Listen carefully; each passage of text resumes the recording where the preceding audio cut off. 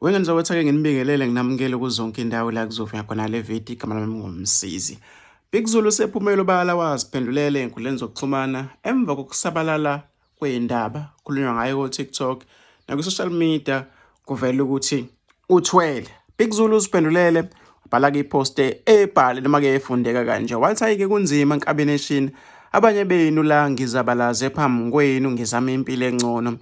Singalali kubusuku nemini sizama impilo kuyo yonke-ke imizamo yami nalokhu umdala nabakithi abangiphe kona. Impumelelo yami siyigcwele inhlamba namazondo yeyuzulu uthwele uzulu nenyoka yeyuzulu uzofa sekugcwele amavidiyo ko-TikTok kungcoliswa-ke igama lami ngenxa yempumelelo yami engiyiphiwe-ke umdali nabakithi. Kodwa-ke nakho kumele-ke nikwazi konke okwenzeka kimi akwenzeki ngentando noma-ke ngentando yami kuyintando kamdali.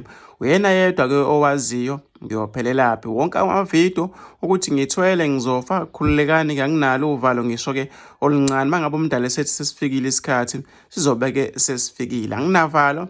Ngiyabonga nje kakhulu ngakho konke-ke umdala namathonga akithi abangenzela kona ukuthi-ke ngikhona ukufeza amaphupho wami ngikhone-ke nokusiza abanye abantu baphumelele nabo. Ngibonge kakhulu kunkabination uhlezi-ke benami ngaso sonke isikhathi ebunzimeni nasempumelelweni. Ngiyabonga kakhulu uthando lunye umona-ke yifa-ke lezinja. Phendula-ke insizwa Big Zulu emva kokusabalala kwama-clip ko-TikTok kuthiwa-ke kunomuntu okhulumisa kaBig Zulu othi-ke uthwele usiyazisola.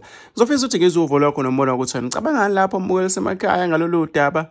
Asihlala lapha ku-comment section wagodla phela ucindezela usubscribe uzothola zonke izinto esiyiphosta kuyona-ke le channel.